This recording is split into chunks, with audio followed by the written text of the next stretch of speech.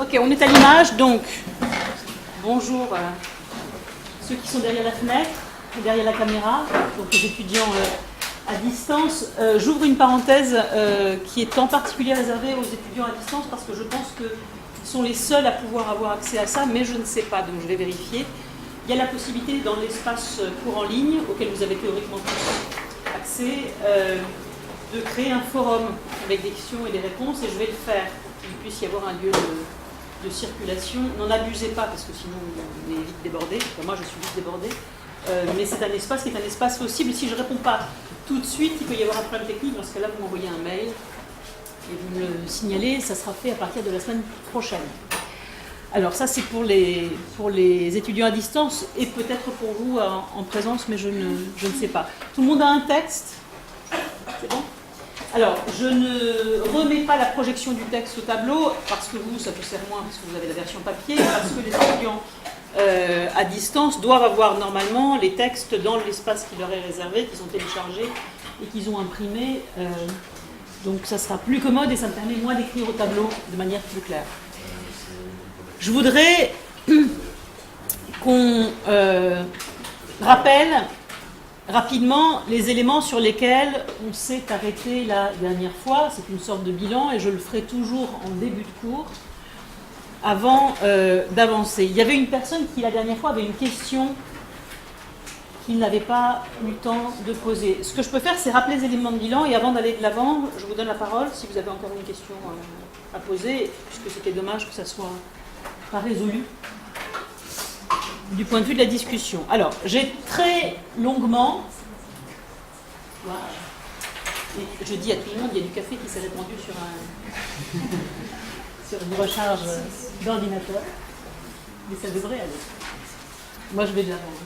Donc, j'ai très longuement et très lourdement insisté sur le fait que, et je le refais maintenant, et il faut absolument que vous saisissiez le point, se poser la question de la transformation éventuelle, tout reste à montrer, de la biopolitique aujourd'hui.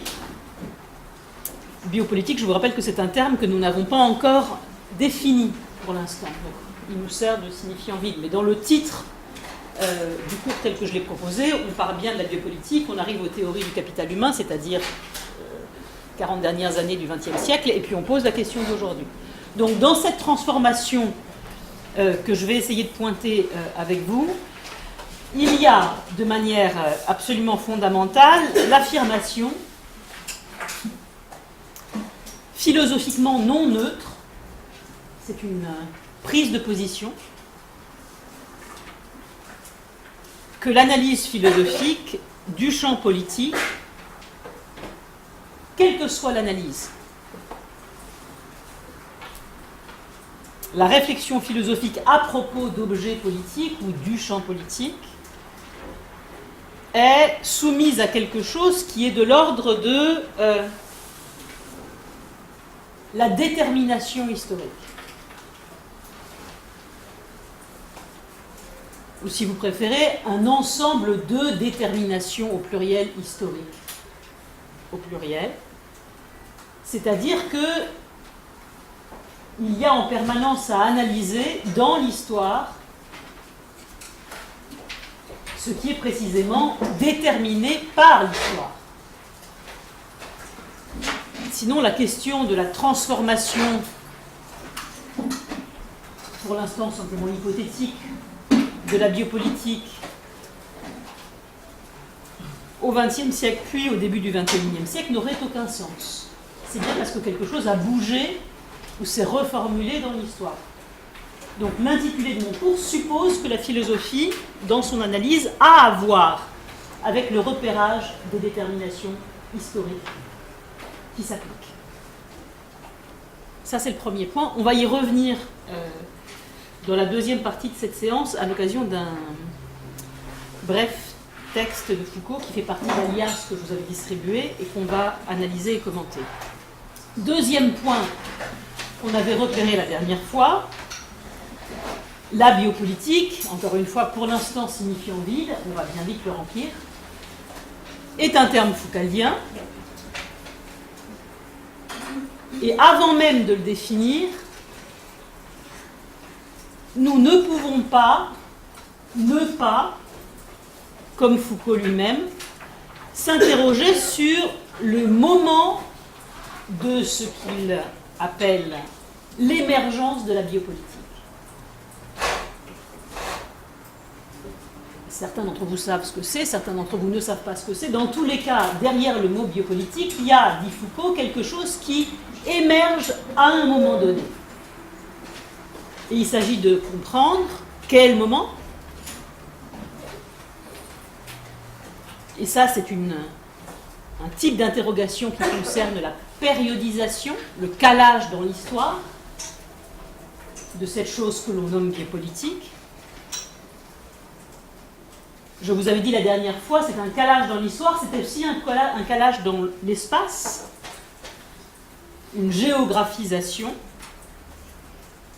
Donc, deuxième point, travailler sur un concept comme celui de biopolitique, c'est, si on reprend le geste foucaldien, toujours restituer aussi un moment et un lieu d'émergence. Historicisation et géographisation.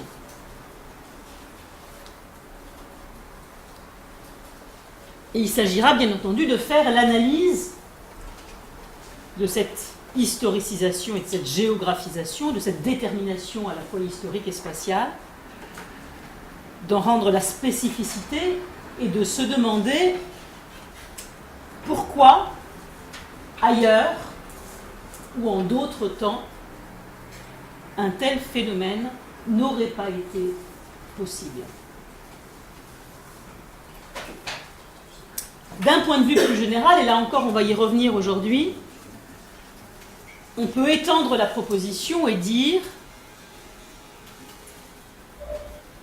à propos de la biopolitique, comme à propos de toute analyse du politique, pour Foucault, il n'y a pas d'universalité non historique, ahistorique, en dehors de l'histoire.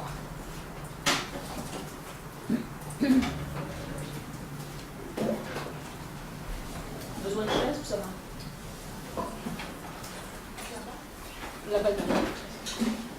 La liste de... la feuille de présence circule, il est important que vous marquiez vos noms, que je sache combien... Vous êtes très nombreux cette année. Alors ça a peut-être diminué, je vais peut-être vous ennuyer, changer de cours, mais pour que je sache les prochaines fois combien de photocopies je prépare. Donc n'oubliez pas de mettre votre nom si jamais vous entendez rester. C'est une liasse. Voilà. Donc, de manière plus générale, pas de point de vue universel et non historique sur le politique. En tout cas, pas d'approche non historicisée en philosophie. Pour ce qui nous occupe pour ce semestre, mais c'est vrai pour la totalité de l'approche foucaldienne, tout questionnement, et ce questionnement-là en particulier, est un questionnement qui porte sur des manières de penser et de faire, dont on considère ces manières de penser et de faire, et les représentations que ça implique, dont on considère qu'elles sont construites dans l'histoire et par l'histoire. Nous sommes littéralement plongés dans l'histoire. Troisième élément qu'on avait vu ensemble, là encore je redis des choses dites peut-être de manière moins ramassée, très souvent du point de vue de la méthode et toujours du point de vue de la méthode, cette historicisation sur laquelle j'insiste et qui est probablement le point sur lequel on ne peut pas négocier si on travaille avec Foucault ou à partir de Foucault, cette historicisation, elle passe par un travail que j'ai choisi d'appeler de différenciation, ou par différenciation. Pour le dire autrement, on cherche à dire la spécificité d'un moment, d'une représentation, d'un ensemble de pratiques à un moment donné, dans une période donnée. Et pour le faire, on fait jouer, à contrario, ce qui précède ou ce qui suivra. Et on travaille sur, bien entendu, les différences, mais aussi le point de jointure, s'il y en a. Alors, dans le cas qui nous occupe, il se trouve que ce qu'on appelle biopolitique est très rapidement présenté par Foucault par rapport à quelque chose qui précède et qu'il a étudié, et puis encore plus rapidement par rapport à quelque chose qui suit et qu'il a commencé à étudier, commencé parce qu'il meurt assez rapidement. Ce qui précède les analyses biopolitiques de Foucault, c'est un travail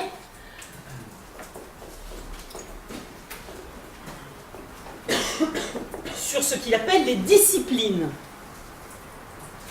Là encore, on n'a pas encore déterminé ce qu'il faut mettre dans le mot, et on va le voir, et ce qui suit son analyse de la biopolitique. Je vous avais déjà donné la période, fin du XVIIIe siècle, XIXe siècle, début du XXe siècle.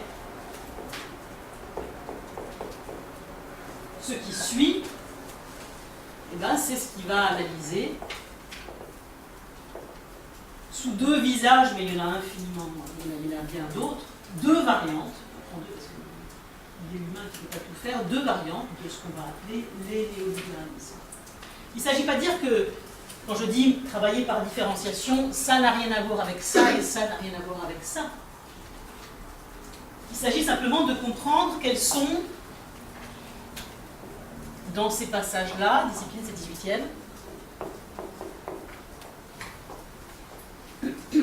là on peut caler sur compliquer la question de l'émergence des phénomènes néolibéraux. En gros, entre la crise de 29 et la sortie de la Seconde Guerre mondiale. On va dire de manière conventionnelle, on peut discuter à l'infini sur ce genre de choses. En gros, entre les années 30 et la reconstruction de l'Europe et la relance après 45. C'est là que ça se passe. Le début. Donc, il s'agit bien entendu d'essayer de comprendre ce qui se passe dans ces moments qui sont des moments, alors Foucault dit des moments de charnière, des moments de bascule. Et c'est en soi un objet philosophique intéressant de prendre en charge ces moments où les choses basculent, le moment où on travaille la différenciation, parce qu'en réalité, encore une fois, le terme de différenciation laisse entendre, ou semble laisser entendre, que ce qui est intéressant, c'est que les différences. En quoi la biopolitique n'est pas le système des disciplines? En quoi le néolibéralisme n'est pas le libéralisme? Chez Foucault, c'est beaucoup plus compliqué, et à mon avis, c'est beaucoup plus intéressant, et c'est ce qu'on va essayer de faire. Parce qu'au-delà de ça, nous, on va rajouter, voilà, jusqu'à aujourd'hui, un autre décalage encore. C'est un peu le pari des héros de secours, mais on va essayer de le tenir. C'est pas seulement travailler sur les différences en tant que telles, c'est travailler sur ce que les philosophes ont très massivement, pas seulement dans le champ politique, c'est vrai aussi en épistémologie, essayer d'élaborer comme une pensée de ce que c'est que la transformation. Vous avez un énorme effort,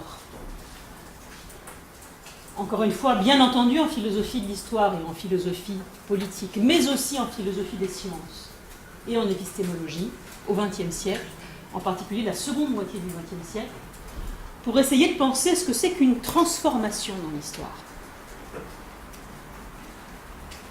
Et chez Foucault, la chose intéressante, c'est que transformation, ce que j'appelais tout à l'heure bascule, etc., cette transformation, elle implique de comprendre un phénomène complexe, parce que dans une transformation, il y a des choses qui émergent, donc ce qu'on appellerait du nouveau. Il y a des choses qui disparaissent, qu'on trouvait là et qu'on ne retrouve plus là. Mais il y a aussi des choses qui demeurent et qui traversent, avec des phénomènes de permanence. Et puis il y a aussi des choses qui se reformulent, se réarticulent et précisément se transforme. Et donc la complexité d'une approche par différenciation dans l'histoire, c'est qu'elle est tout sauf une opération où on découpe littéralement des grosses tranches d'histoire en les opposant les unes aux autres. Bien sûr qu'on essaie de repérer des systèmes de spécificité qui évoluent et qui se modifient. Mais repérer ces systèmes qui se modifient, ça ne veut pas dire avant c'était pas pareil et maintenant c'est autre chose et après ça sera... C'est beaucoup plus compliqué. Il va s'agir de comprendre, par exemple, quels sont les éléments de la biopolitique telle que Foucault l'a décrite pour le XIXe siècle qui demeurent au début du XXe siècle, puis dans les années 70-80 du XXe siècle, puis éventuellement en 2017. Il y en a sûrement des éléments qui demeurent. Il y a aussi des espaces. Il y a aussi des mouvements. Et il y en a aussi qui demeurent mais qui se transforment et qui n'ont plus le même visage. Et toute cette cartographie du jeu complexe, de l'émergence, de la disparition, de la transformation et de la permanence, c'est exactement ce qu'on appelle faire une histoire.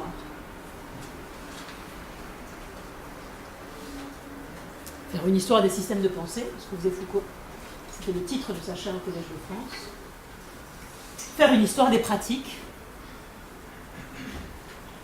Et pour ce qui nous concerne et ce qui nous intéresse aujourd'hui, faire une histoire des pratiques de gouvernement. Une histoire.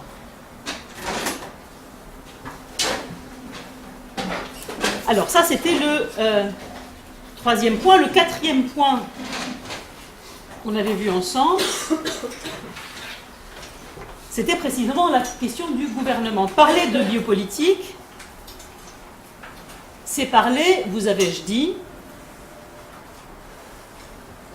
d'une certaine manière d'exercer le gouvernement. Et je vous avais dit... Oh là là, mais vous êtes très nombreux. Il y a de la place là, il y en a là.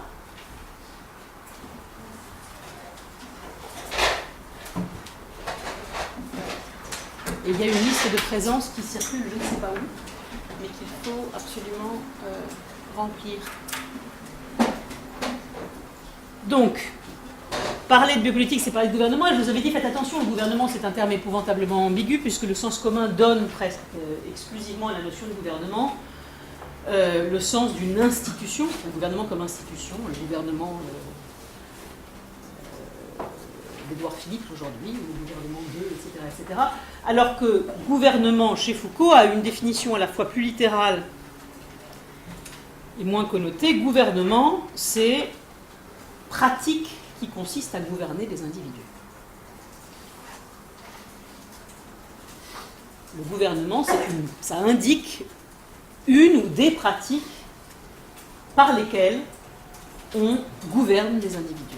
Donc rien à voir avec le gouvernement comme institution ou institution gouvernementale. Or, et c'est là que ça se complique, et finalement j'avais commencé le cours de la dernière fois par ça, Foucault nous dit, si on réfléchit un petit peu, la question du gouvernement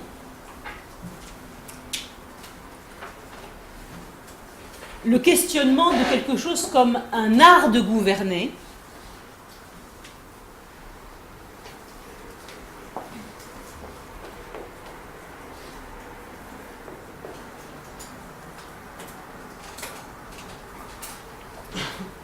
les questions connexes du bon gouvernement ou du mauvais gouvernement. Toutes ces questions n'ont pas toujours existé et sûrement pas sous cette formulation-là. Elles ont elles-mêmes une histoire. Et Foucault raccroche cette histoire à quelque chose qu'il pense repérer, précisément dans l'histoire, et qui est une transformation de la manière dont on conçoit le pouvoir et sa pratique. Foucault dit, pendant très longtemps, on a réduit, ou concentré en tout cas, la question du pouvoir et de sa pratique aux questions de la prise de pouvoir, du renforcement, de la consolidation du pouvoir, et bien entendu de la conservation du pouvoir. La question du gouvernement n'y s'y posait pas directement, sauf si elle était mise au service, par exemple, d'une possibilité de conservation plus solide du pouvoir. Puis il y a un moment où ça n'est pas tant l'accès au pouvoir. Alors, il y a 2 places ici et 2 places là. Et je vous demanderai d'essayer d'être à l'heure, parce que comme on est filmé, j'arrête pas de m'interrompre et c'est pas terrible pour les gens qui me suivent.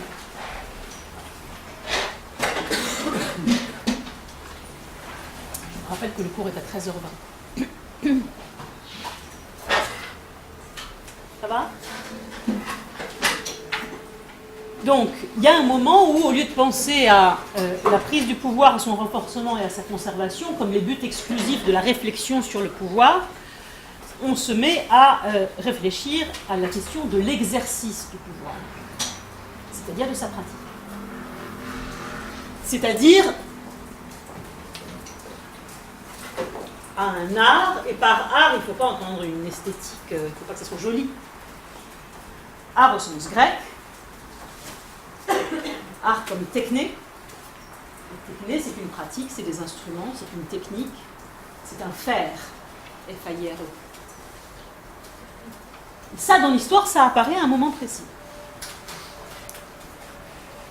À l'intérieur de cette manière de redéfinir la question du pouvoir autour de sa pratique ou de ses différentes pratiques possibles, va prendre place une manière d'organiser la pratique du pouvoir qu'on va appeler biopolitique. On est de ce côté-là. La question du comment on gouverne va pouvoir se déployer pleinement. Ce comment sur lequel Foucault insistait dans le texte qu'on a lu la dernière fois, et pour ceux qui n'étaient pas là, je redonne la référence, c'est dans la photocopie Le sujet et le pouvoir, à la page 235, les photocopies sont numérotées en bas, 235 en bas, je cite simplement une phrase. C'est un jeu complet. D'accord ? Oui. Si vous ne l'avez pas eu la dernière fois, vous le prenez. Alors vous regardez. Est-ce qu'il y a encore des gens qui n'ont pas de texte ? Deux ? Vous les aviez chez vous ? Ou pas du tout ? Vous faites pour 2 cette fois-ci, j'en referai encore, mais là vous êtes vraiment beaucoup. J'avais calculé 35 du coup en tout. Là je pense que vous êtes plutôt vers 40. Donc je cite, vous avez un texte pour 2, ça va ? 235 en bas. Aborder le thème du pouvoir par une analyse du comment, c'est donc opérer par rapport à la supposition d'un pouvoir fondamental plusieurs déplacements critiques.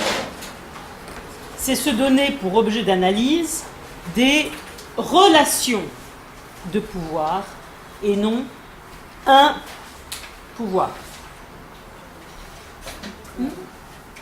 Il y avait 2.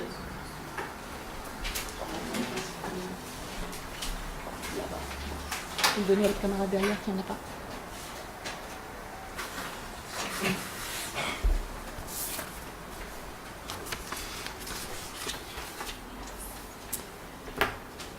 Alors, on en était là.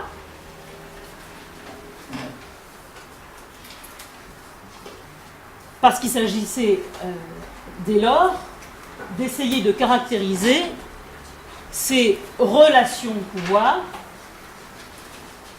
qu'il allait falloir envisager en lieu et place d'un pouvoir avec un P majuscule, dit Foucault ailleurs, un pouvoir qui serait une entité totalement décontextualisée, qui serait unitaire, qui serait toujours pareil à lui-même, et qui traverserait l'histoire. Rien de cela chez Foucault. Il y a des relations de pouvoir historiquement déterminées, et il faut dire comment elles s'exercent, dans la pluralité qui est la leur.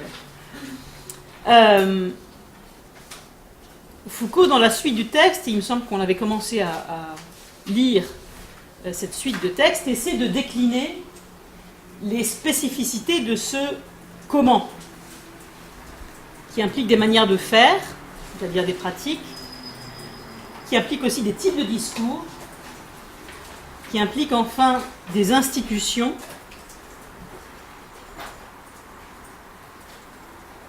et qui implique, c'est peut-être le terme qui résume à la fois les pratiques, les discours et les institutions, quelque chose comme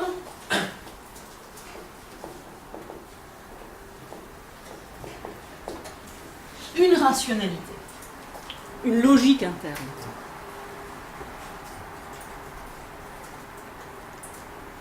La suite du texte reprend point par point les éléments de caractérisation des relations de pouvoir en tant que telles. Il y en avait 5, plus une qui est terminale et qui est un peu conclusive, les 5 essentiels. Je rappelle les 3 premiers que vous avez vus, il nous reste 2 à faire, à la fin de la 3e et puis la 4e et la 5e. Et avant d'aller de l'avant, je donnerai la parole à votre camarade qui avait une question sur ce qu'on avait fait. Première caractérisation, dire que le pouvoir n'est pas une entité mais un ensemble de relations, c'est caractériser le pouvoir comme, vous vous souvenez, une action sur l'action, c'est-à-dire, dit Foucault, comme un mode d'intervention sur l'action des individus. Ce mode d'intervention ne prend donc pas nécessairement la forme de l'interdit. Tu ne dois pas faire cela. Mais bien plus tôt et bien plus souvent, dit Foucault, quelque chose comme un infléchissement, une canalisation, une influence.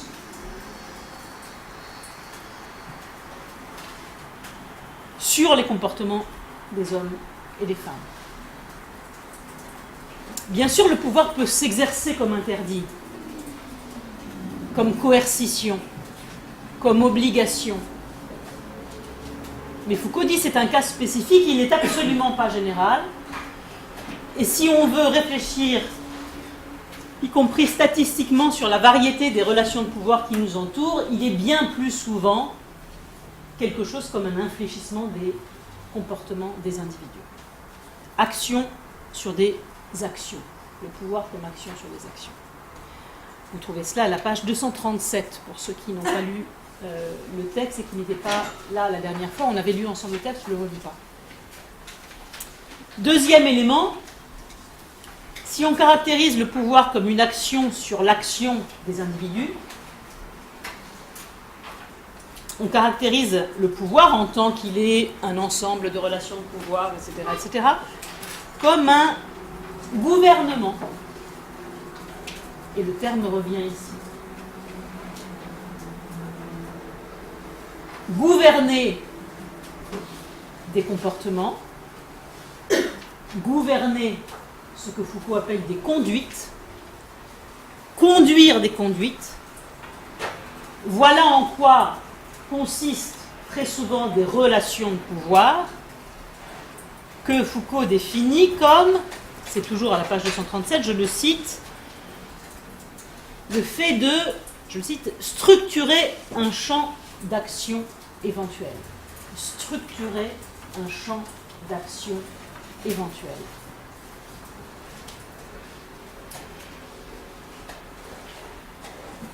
Ce qui signifie, là encore, que la relation de pouvoir, en tant qu'elle structure des possibilités d'action, n'est pas nécessairement violente.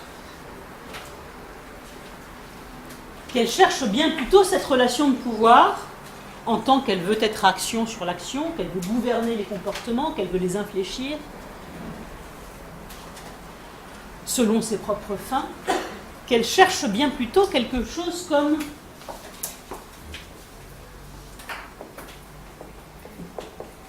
une efficacité. Or, il n'est pas du tout sûr que la violence soit, pour le pouvoir, entendu comme relation de pouvoir au pluriel, etc., que la violence soit toujours le moyen le plus facile pour arriver à structurer un champ d'action possible. Il n'est pas sûr que la violence soit toujours la manière de conduire des conduites, d'infléchir des comportements, d'agir sur l'action des hommes et des femmes. Parfois oui, mais parfois non. Parfois la violence est un principe relativement peu efficace. Cela implique donc une analyse du contexte et une recherche d'efficacité. Et cette recherche d'efficacité est indissociable de l'idée du gouvernement des conduites. Gouverner les conduites, ça veut dire chercher à gouverner efficacement les conduites. Alors comment est-ce qu'on calcule cette efficacité? Comment est-ce qu'on vérifie cette efficacité? En fonction de quels critères? Tout ça, il va falloir le comprendre.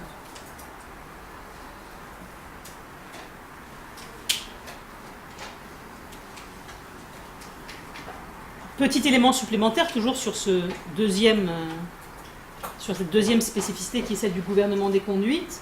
Ce gouvernement des conduites, il s'applique aussi bien à des conduites individuelles qu'à des conduites de groupe. On peut chercher à gouverner un individu, plusieurs individus en tant qu'ils sont des singularités. Toi.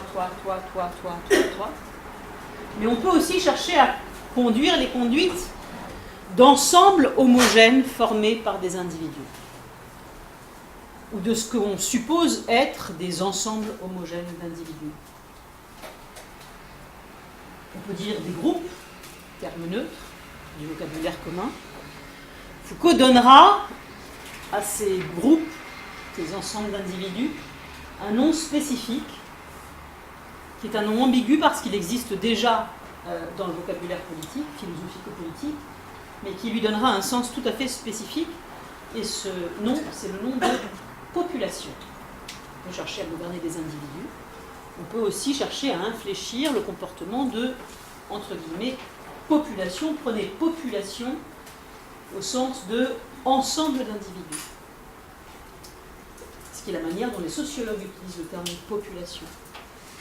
Une population statistique, un ensemble d'individus.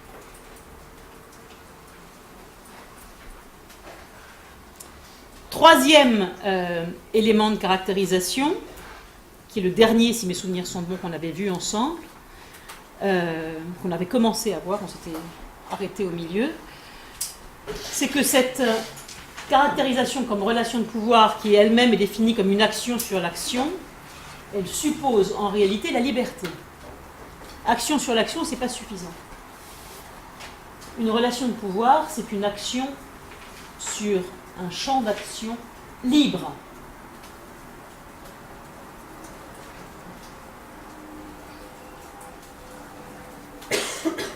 Foucault affirme que le pouvoir ne s'exerce paradoxalement que sur des sujets libres. Et c'est ce sur quoi on avait terminé, sur quoi j'avais insisté. Il y avait eu une discussion pour savoir si finalement il y avait des situations où les sujets n'étaient plus libres du tout. Foucault dit, faites attention, là où il y a relation de pouvoir, il y a du jeu et de la liberté. S'il n'y a plus de jeu et de liberté, si la relation de pouvoir sature entièrement l'espace de la relation, c'est plus du pouvoir, mais ce qu'il appelle de la domination.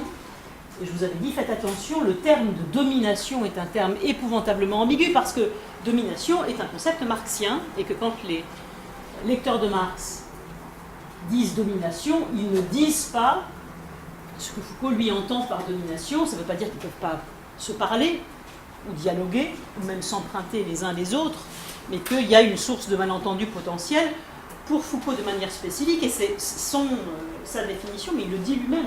Domination, c'est saturation de l'espace de la relation de pouvoir, quand il n'y a plus de liberté. Là où on sort de la relation de pouvoir. Et quelqu'un m'avait dit, mais est-ce que vous pensez qu'il y a des cas où effectivement il n'y a plus de liberté du tout, et j'avais répondu, etc., etc. Et on s'en était arrêté, me semble-t-il, là. C'était votre question la dernière fois. Ma question portait justement sur le temps qui était venue à la fin, si je me souviens bien. Justement, c'est savoir si la domination, je suppose, c'était juste un concept limite pour cadrer le pouvoir là où il y a saturation, ou s'il y avait quelque chose derrière cette domination, s'il étudiait, ou si une philosophie foucauldienne étudiait cette situation de domination. Alors c'est une vraie question. C'est une vraie question parce qu'elle n'est pas tranchée. Moi, je tends à penser, et je vais essayer de vous montrer pourquoi avec la vie politique, que ça indique une limite, c'est une notion limite, cette notion de domination. C'est-à-dire qu'en réalité, une configuration où la relation de pouvoir serait à tel point basculée du côté de l'action sur l'action, et où il n'y aurait plus de liberté possible, est pour Foucault quelque chose comme une impossibilité. Si le pouvoir c'est l'action sur l'action libre, la question est de savoir si on peut éliminer quelque chose comme un jeu de liberté dans l'action des hommes, on basculerait du côté de l'organisation. Et Foucault tend à répondre non pour une raison très simple. Alors, je vais vous le dire avec une expression qu'on va trouver dans un instant, qui est une expression très étonnante.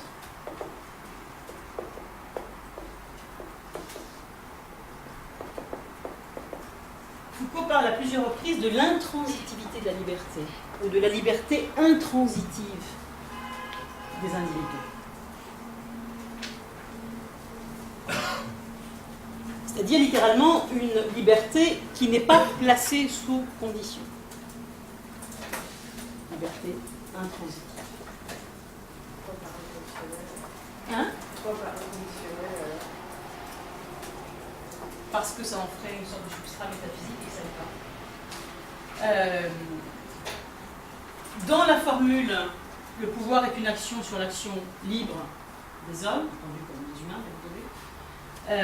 En réalité, si vous y pensez, chronologiquement et logiquement, mais intransitif nous fait penser peut-être aussi à ontologiquement, on a l'impression que le pouvoir comme action sur l'action est toujours second. Il s'applique à l'action libre des individus. Il faut qu'il y ait action libre pour qu'il puisse y avoir action sur l'action libre, c'est-à-dire relation de pouvoir. Donc, la relation de pouvoir, le pouvoir est toujours second, l'essence du pouvoir est toujours quelque chose comme une gestion de quelque chose qui lui préexiste, encore une fois, à la fois chronologiquement et ontologiquement, et qui serait la liberté des hommes et des femmes. Je ne vais pas redire chaque fois les femmes, je n'ai pas suffisamment de temps par ailleurs dans ma vie à défendre la pensée genrée pour ne pas repréciser homme et femme. Dans les termes de Foucault, c'est homme, donc moi ça me vient homme, parce que je pense à ces textes. Il est bien entendu, c'est pour tout que quand je dis homme, c'est humain, c'est-à-dire homme et femme. D'accord? Enfin, quand on travaille sur les textes des années 60 et 70 où la distinction n'est pas faite, il aurait pu le faire. On va rester dans son vocabulaire. Donc, réfléchir sur ça, ça veut dire qu'on place en réalité dans un ordre qui est un ordre chronologiquement et ontologiquement premier, quelque chose comme une liberté. Et du coup, je pense effectivement que la domination comme saturation absolue, ça équivaudrait pour Foucault à éliminer quelque chose qui caractérise l'homme. Là où il y a agir humain, il y a liberté. Là où il y a encore la possibilité d'agir, il y a liberté. D'accord? Alors on va y revenir parce que la question du politique, elle est assez fondamentale. Ce qui veut dire qu'il y a des conditions atroces dans lesquelles le pouvoir est d'une lourdeur épouvantable et où le poids de la gestion de l'infléchissement et des inflexions sur l'action libre des hommes est atroce. Mais en même temps, il y a encore quelque chose comme un jeu. Oui? Peut-être que je répète quelque chose qui a été dit, mais je n'ai pas bien entendu, donc je redis. Est-ce qu'à parler de liberté de cette façon, on ne risque pas de réintroduire de la métaphysique, comme vous disiez? Alors, non, parce que je pense que liberté, c'est pas, il faut le prendre comme dans les termes de Foucault. Champ,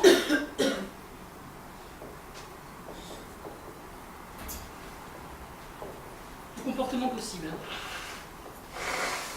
Vous avez une sorte de registre, de répertoire d'actions possibles qui s'ouvre à vous. Alors vous allez me dire oui, mais finalement ça n'est jamais que des possibilités de choix. Ce choix peut être extrêmement limité. À quoi Foucault va, mais là du coup je m'avance trop, donc je vous le dis parce que je réponds à votre question, mais on viendra quand on parlera de la biopolitique. À quoi Foucault, se rendant bien compte qu'il retourne sur des choses qui ressemblent à des choses déjà dites, en particulier par Sartre, sur la possibilité de la liberté comme choix, va ajouter un élément qui est un élément déterminant, et encore une fois je le dis et je vous l'expliquerai dans 3 séances, et qui est que c'est moins, dans ces comportements, quelque chose comme un choix qui se joue, un choix qui devrait être infléchi par les rapports de pouvoir, que quelque chose que le pouvoir ne sait pas faire. Le pouvoir, c'est s'appliquer et infléchir les choix. De l'autre côté, du côté de la liberté intransitive, et c'est pour ça qu'elle est intransitive, cette liberté fait quelque chose qui n'est pas de l'ordre du choix ou de l'infléchissement du choix, qui est en excès par rapport à ce que le pouvoir sait faire. Et Foucault va lui donner un nom et il va dire c'est de l'invention. Il y a à la racine même de l'idée que Foucault a de la liberté une capacité, alors il dit, et c'est compliqué, là encore, là pour le coup c'est la deuxième partie du cours, il dit c'est de l'ordre de l'invention, c'est de l'ordre de la création, et pour nous simplifier le travail, il dit c'est de l'ordre de la production. Et bien entendu, les 3 termes, il va falloir les nouer. Invention, création, production. Ces 3 termes pour lui sont synonymes. La liberté s'est inventée. Elle est productive. Elle est créative. Tout ça, c'est synonyme. Alors que agir sur la liberté des hommes, ça n'est jamais que de manière seconde, administrer ou gérer cette puissance d'invention, de création ou de production. Et là, pour les coups, on est sur 2 registres différents. Quand vous dites possible, c'est possible absolument par là ou c'est possible même si on se fait tuer, par exemple, même si on est condamné à mort, c'est considéré comme possible d'agir ou pas? Si vous êtes mort, vous ne pouvez plus agir. Non, mais par après, je veux dire, quand vous dites un champ de comportement possible, c'est des comportements qui peuvent donc résulter une condamnation à mort possible ou n'importe quel comportement. Par exemple, si on est enchaîné, c'est sûr que c'est pas possible d'avancer, mais par contre, si on a accompli un comportement, on peut toujours l'accomplir, mais si on est condamné à mort, est-ce que c'est considéré quand même comme possible? Ça dépend ce que vous caractérisez comme possible. Si je suis condamné à mort et je suis dans une cellule, je ne peux bien entendu pas sortir dans un jardin me balader, ou décider que je veux vivre encore, ou etc., etc. Je peux faire d'autres choses. Et jusqu'au moment où je ne suis mort, physiquement, morte, physiquement. Quand vous dites des comportements possibles, est-ce que dans un gouvernement, on a le droit de faire des choses?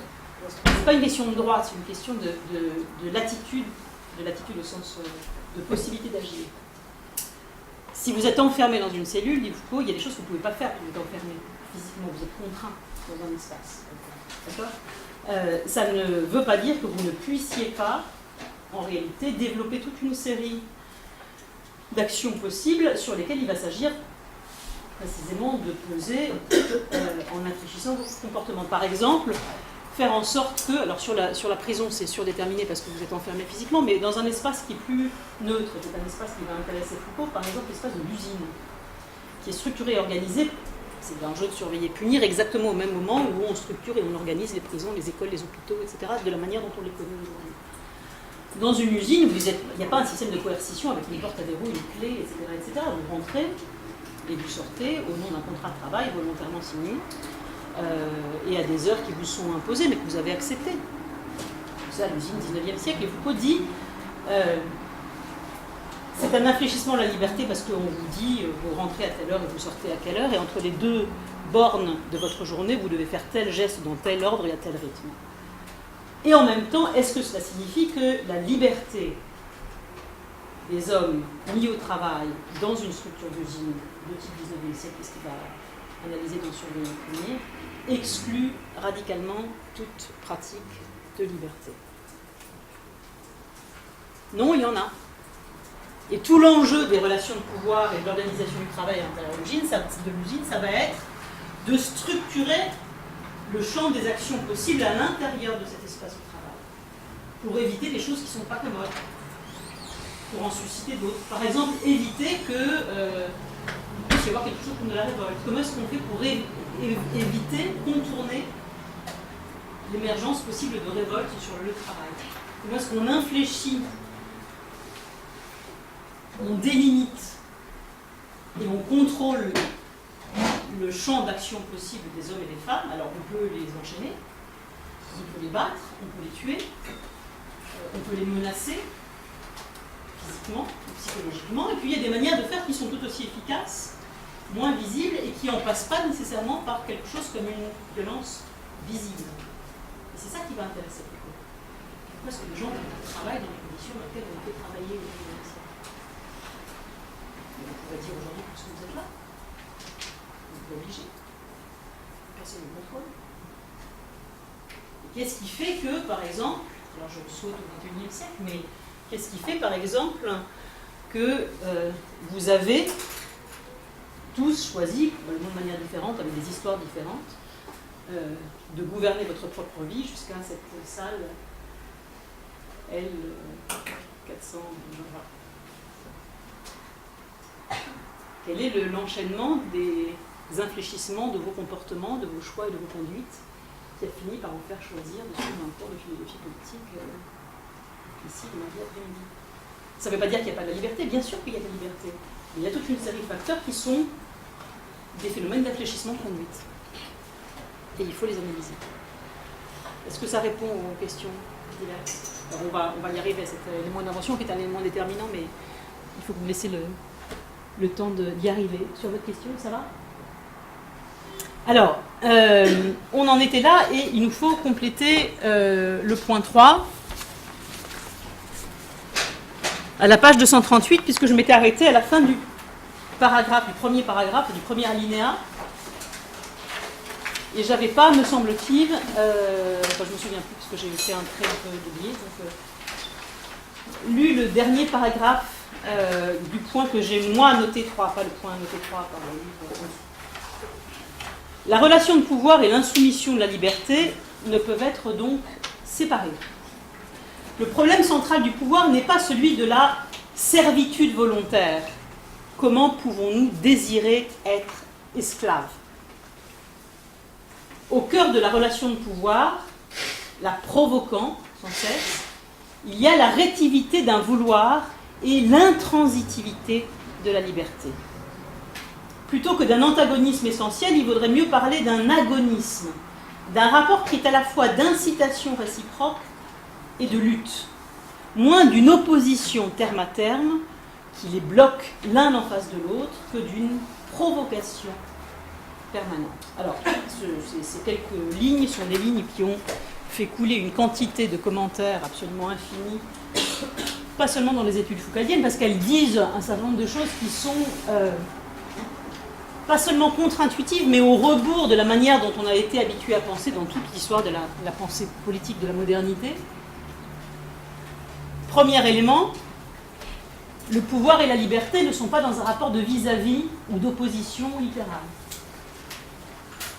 On n'a donc pas à choisir entre être pris dans un rapport de pouvoir ou dans une relation de pouvoir, ou être soumis au pouvoir d'un côté, et être libre de l'autre. La liberté n'est pas le contraire du pouvoir. C'est bien plutôt un rapport de co-implication. Foucault dit d'incitation réciproque. Et dans certains textes ailleurs, dans celui-ci, mais quelques pages plus loin, il parlera même du fait qu'il n'y a jamais de pouvoir s'il n'y a pas de liberté, c'est-à-dire aussi de résistance. Exactement comme il n'y a jamais de résistance sans rapport de pouvoir. Là où vous avez du pouvoir, vous avez de la liberté, là où vous avez de la liberté, vous avez du pouvoir. Vous avez toujours l'un et l'autre. Alors, faites attention.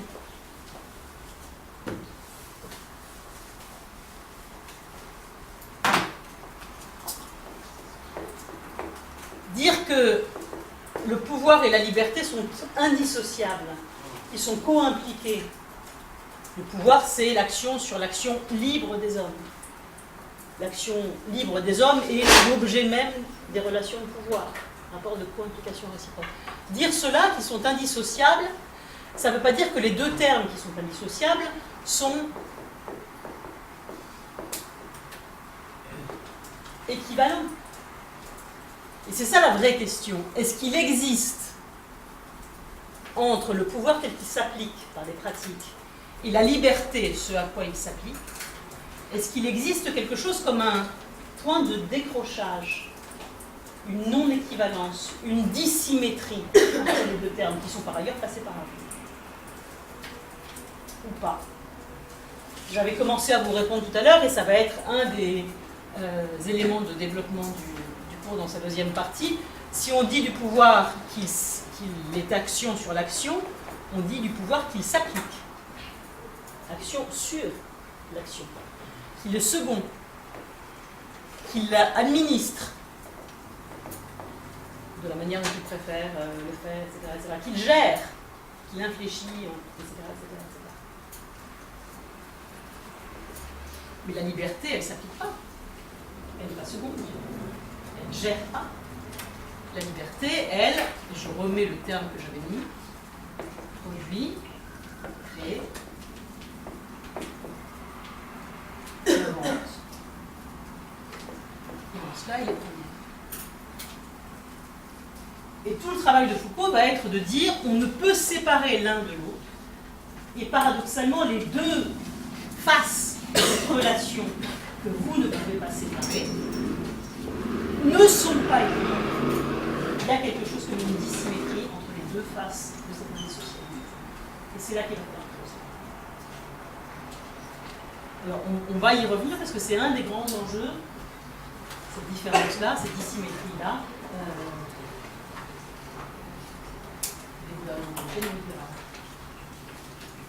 Parce que les néolibéralismes, certains d'entre eux, plus particulièrement aujourd'hui, mais déjà à l'époque de Foucault, vont précisément essayer de dévorer ça.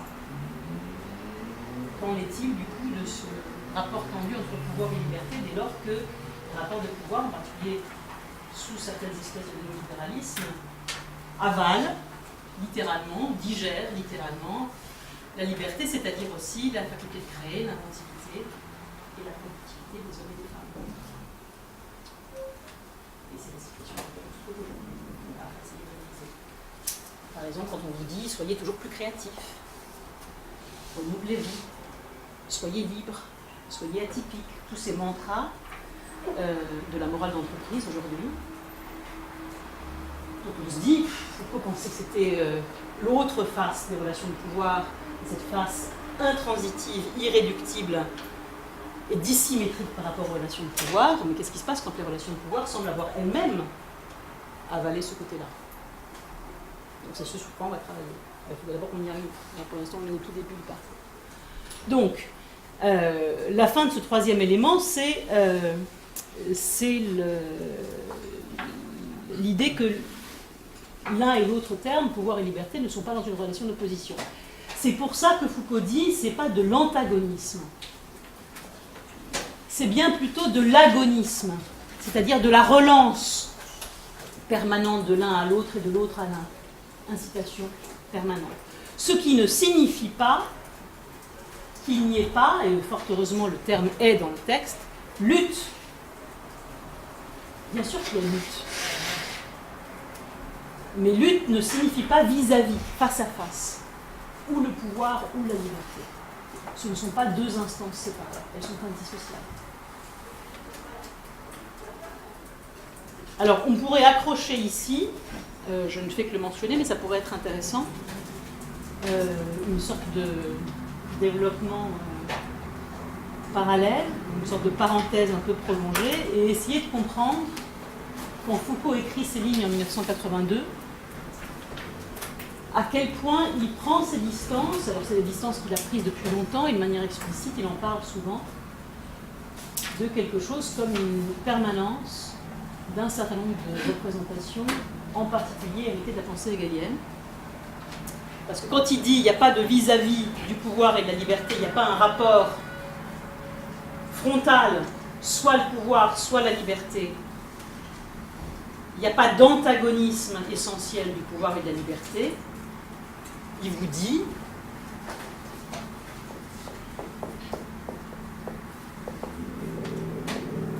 je ne raisonne pas dans les termes qui sont ceux du chapitre 4 de la phénoménologie de l'esprit, mais connu comme la dialectique du maître et de l'esclave.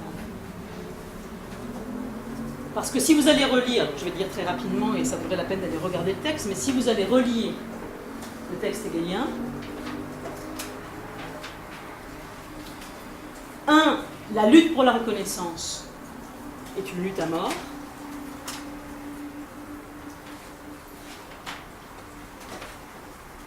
2. La première liberté qui s'affirme et qui est la liberté du maître,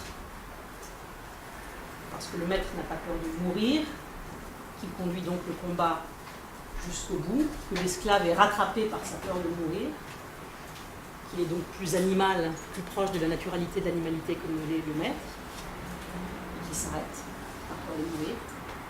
Donc la première liberté qui s'affirme contre la naturalité, c'est celle du maître. Le maître est puissant parce qu'il a su affirmer sa propre liberté par rapport à ce qui en lui était encore de l'ordre du naturel, c'est-à-dire la peur de mourir. Il n'a pas eu peur. L'autre aussi. Et l'autre est donc réduit au statut d'esclave. Et en même temps, dit Hegel, l'esclave en question qui a perdu le combat, qui s'est arrêté avant le maître, et qui a donc perdu sa liberté, perdu le combat et perdu sa liberté, peut reconquérir sa liberté d'une autre manière, non pas par le combat, mais par cette autre chose qui fascine Hegel et qui est tout à fait passionnante, et qui est la transformation du monde.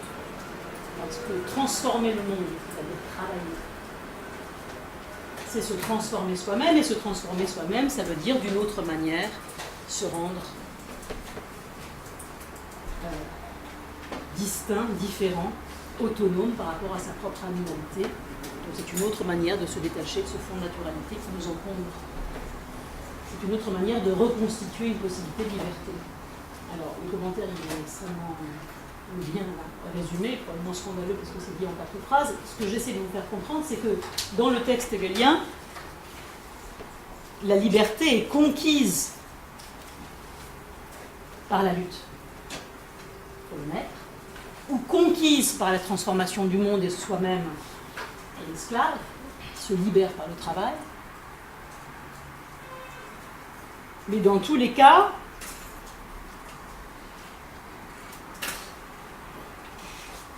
la liberté est toujours le produit de quelque chose. Négation de sa propre animalité pour le maître, transformation du monde pour l'esclave. Chez Foucault, la liberté, elle n'est absolument pas le produit de quelque chose. La liberté, elle est la capacité que les hommes ont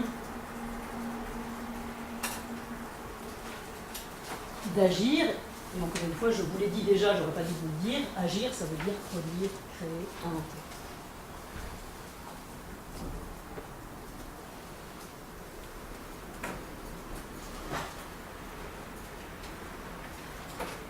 Alors, il nous reste 2 derniers points dans cette spécification que Foucault mène, puis un 6e point qui est une sorte de synthèse conclusive.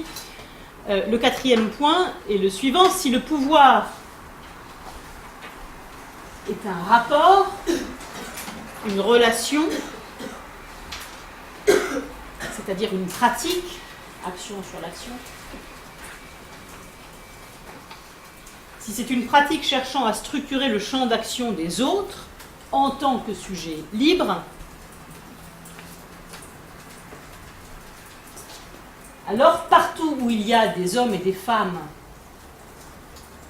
qui agissent et interagissent en tant que sujet libre, ou au moins partiellement libre, il y a des rapports de pouvoir.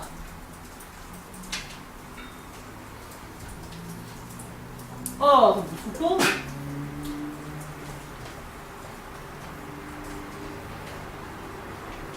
aucun homme ne vit hors société, et l'espace du social, c'est par excellence un espace d'interaction entre individus, quel que soit le mode d'organisation qu'on choisit. Donc là où il y a du social, là où il y a société, il y a relation de pouvoir. Je peux le dire autrement encore, là où les hommes vivent ensemble, les hommes et les femmes vivent ensemble, quel que soit le mode d'organisation qu'ils ont choisi, le mode de gouvernement qu'ils ont choisi, peu importe, les institutions qu'ils se sont données, etc., etc. Là où des hommes vivent ensemble, il y a des relations sociales. Là où il y a des relations sociales, c'est-à-dire des échanges, il y a des rapports de pouvoir. Il n'y a donc pas de société sans rapport de pouvoir. L'idée d'une société sans rapport de pouvoir est une illusion.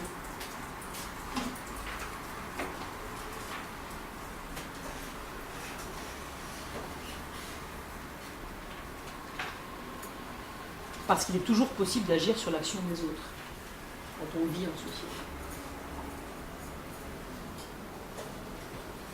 Ça signifie deux choses, et puis si vous voulez, on fait la pause avant le dernier point.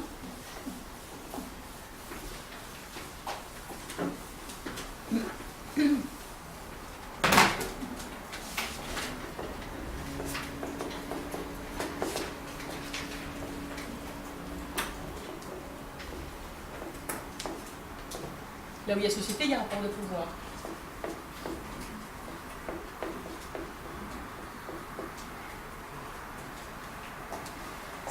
Ça signifie deux choses. La première chose que ça signifie, c'est qu'on ne peut pas réduire les relations de pouvoir, ou le pouvoir, comme on l'a fait pendant longtemps,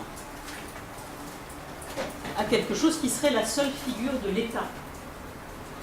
L'État est un certain type de pratique du pouvoir, implique des relations de pouvoir spécifiques. Bien sûr que l'État est un pouvoir.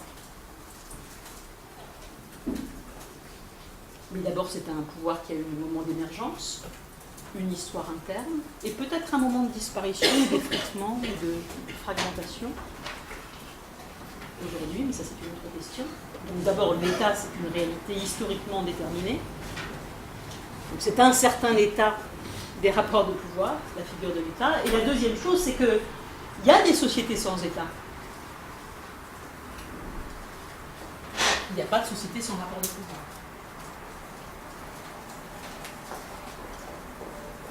Je crois que je l'avais cité la dernière fois, mais je vous le remets, parce que c'est un texte important, et c'est un texte qui a influencé toute une génération, dont celle de Foucault, même si Foucault le cite peu, je le cite une fois, si je me son mot, et qui est le travail de Pierre Clastre. J'avais cité la dernière fois, je pense. La société contre l'État, qui est un livre absolument magnifique, qui est un ensemble d'essais.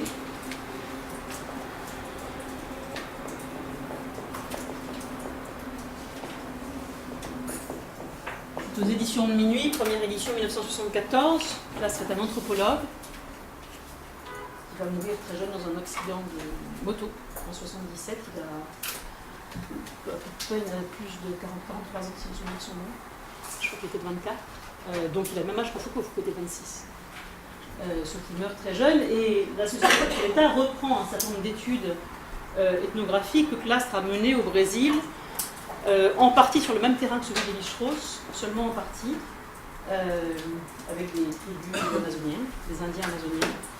Et dans les terrains qu'il fait, il découvre qu'il y a des organisations sociales sans État.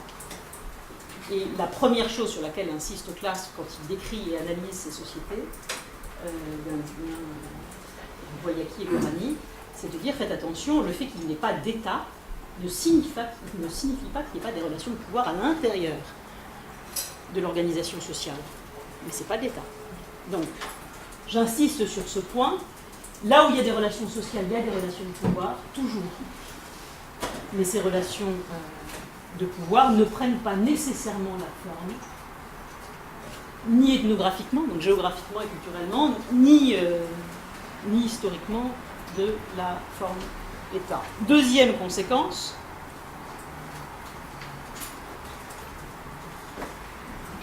si là où il y a des relations sociales, c'est-à-dire de l'interaction entre individus, il y a nécessairement des relations de pouvoir, alors il n'y a pas de dehors des relations de pouvoir. Vous avez toujours partout des relations de pouvoir. Vous êtes traversés, nous sommes traversés par une multiplicité de relations de pouvoir dont nous sommes simultanément, très souvent, à la fois les sujets et les objets, ça dépend des relations. Mais il est totalement illusoire, dit Foucault, et totalement irréaliste, et totalement métaphysique d'imaginer un monde où les relations de pouvoir ne fonctionneraient pas. À moins d'imaginer un homme ou une femme totalement détaché de toute relation sociale, c'est-à-dire vivant seul, sans aucun contact avec personne. Dans ce cas-là, on rentre dans une architecture qui est totalement différente. Pas de dehors des relations de pouvoir. Ça ne signifie pas, dit Foucault,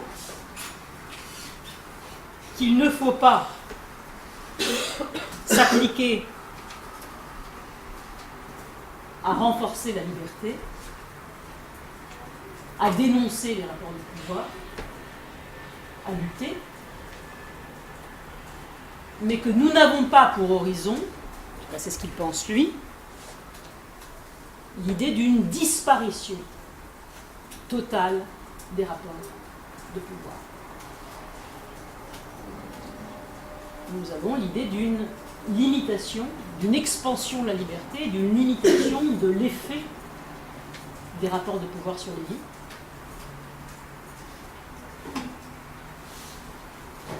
Mais pas une disparition du pouvoir en tant que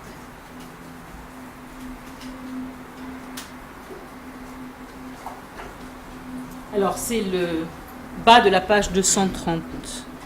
Non, c'est le milieu de la page 239. On va lire très rapidement, puis on fait la pause.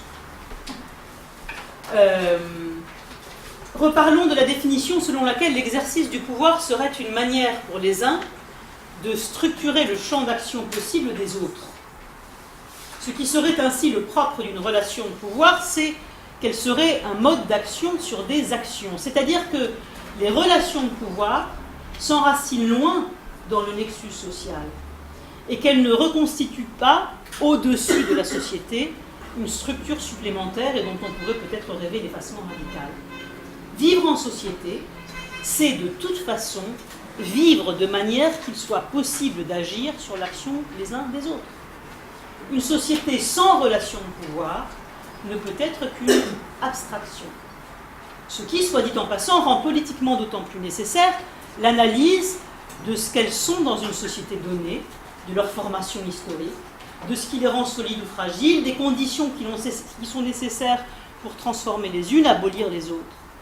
Car dire qu'il ne peut pas y avoir de société sans relation de pouvoir ne veut pas dire que celles qui sont données sont nécessaires, ni que de toute façon le pouvoir constitue au cœur des sociétés une fatalité incontournable, mais que l'analyse, l'élaboration, la remise en question des relations de pouvoir et de l'agonisme, c'est-à-dire la relation réciproque entre relation de pouvoir et intransitivité de la liberté, sont une tâche politique incessante, et que c'est même cela la tâche politique inhérente à toute existence sociale. Alors là aussi, le texte est d'une richesse incroyable. Il n'y a pas de distinction à faire entre le champ du social d'un côté et le champ du politique de l'autre. Foucault, c'est les deux choses sont profondément liées. D'accord ? Il est moins 25, j'ai un peu débordé d'un quart d'heure. On reprend à moins 20, moins 18. Je fais à nouveau 20 minutes et puis on discute. Ça vous va ?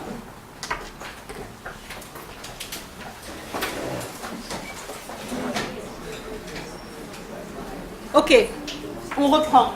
Alors, il nous reste l'analyse du dernier point et un élément de conclusion et ou de synthèse que Foucault donne dans le texte et qui me semble important. Le dernier point, donc le 5e élément de caractérisation, c'est celui que vous trouvez au bas de la page 239 et en haut de la page 240, que j'ai noté 5 dans les marges de votre photocopie, et il s'appuie sur un terme, en tout cas le premier des termes en italique que vous trouvez, qui est un terme épouvantablement ambigu et qui est le terme de différenciation. Alors faites attention parce que moi j'ai utilisé différenciation dans un sens historique en vous disant il y a une méthode différentialiste qui tend à faire jouer les passages ou les points de bascule dans l'histoire d'un certain nombre de pratiques à un certain autre nombre de pratiques, de discours, d'institutions, etc., ce qui équivaut à étudier la transformation, ce qui demeure, ce qui change, ce qui se transforme, ce qui émerge, ce qui disparaît. Et ça, c'est le discours que j'ai fait au début de la première heure. Mais ici, ça n'a rien à voir. Ce que Foucault indique par différenciation, on va lire le texte dans un instant, c'est que pour pouvoir s'appliquer, le pouvoir, quelle que soit la modalité de relation de pouvoir par laquelle il se traduit, tend à diviser, à différencier. On pourrait utiliser un autre terme qui est synonyme de différencier, à discriminer. Je vous rappelle que discriminer, ça veut dire séparer.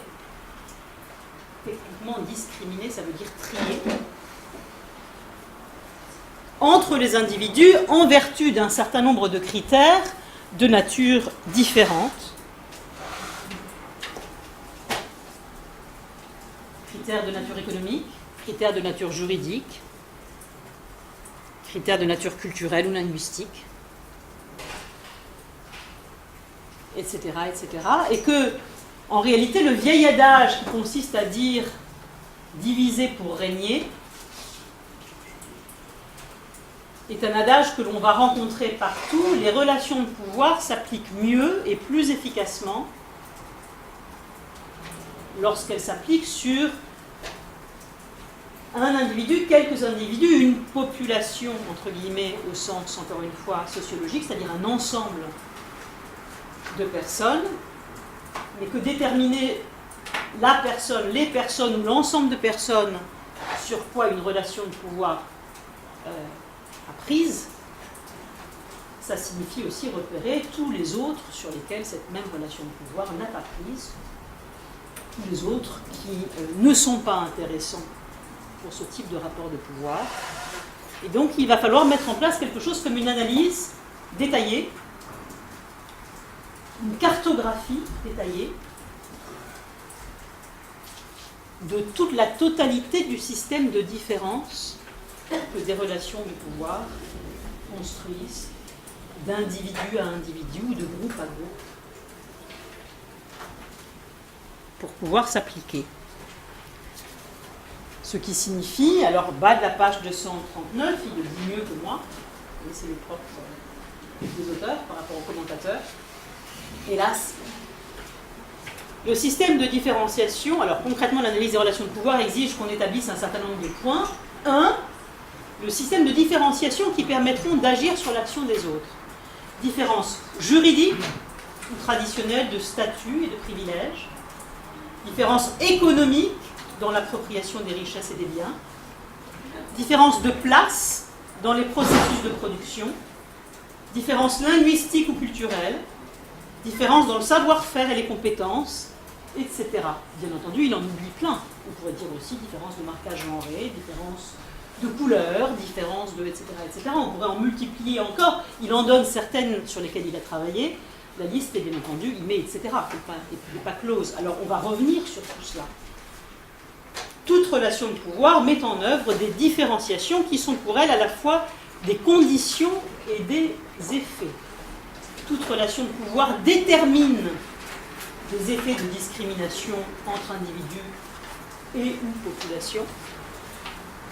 Ça, c'est de l'ordre des effets. Ça détermine comme conséquence cela. Mais en même temps, là c'est moi qui parle, toute relation de pouvoir ne peut s'appliquer que si elle a au préalable déjà construit la possibilité de discriminer entre les individus. C'est-à-dire de séparer, diviser, distinguer les individus ou les ensembles d'individus auxquels elle entend s'appliquer. Diviser pour régner.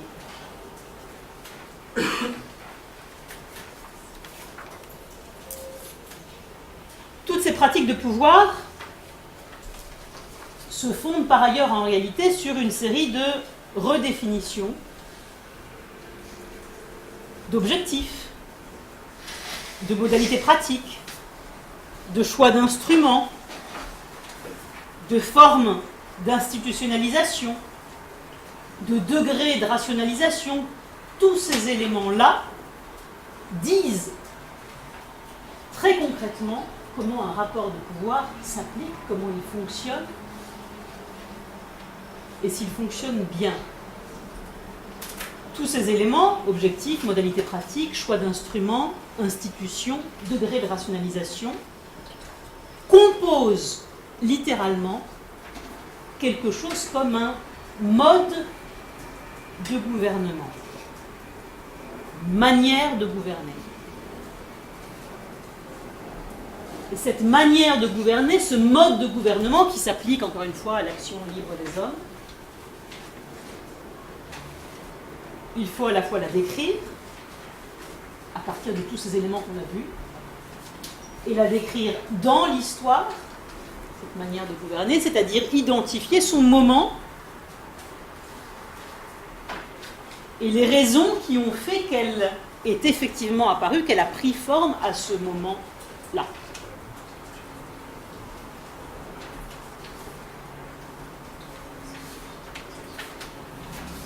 C'est ce que Foucault explique en haut de la page 240. Le type d'objectif poursuivi par ceux qui agissent sur l'action des autres, il faudra analyser le type d'objectif poursuivi, maintien des privilèges, accumulation des profits, mise en œuvre d'autorités statutaires, exercice d'une fonction ou d'un métier. Tout cela, ce sont des possibles objectifs d'un rapport de pouvoir s'exerçant sur l'action d'un ou de plusieurs individus. Mais il faudra aussi s'interroger sur les modalités instrumentales, selon que le pouvoir est exercé par la menace des armes, par les effets de la parole, à travers des disparités économiques, par des mécanismes plus ou moins complexes de contrôle, par des systèmes de surveillance, avec ou sans archives, selon des règles explicites ou non, permanentes ou modifiables, avec ou sans dispositif matériel, etc., vous aurez autant de caractérisations de relations de pouvoir. Ne perdez pas de vue dans un coin de votre tête. Foucault va analyser cela pour la période historique qui va l'intéresser.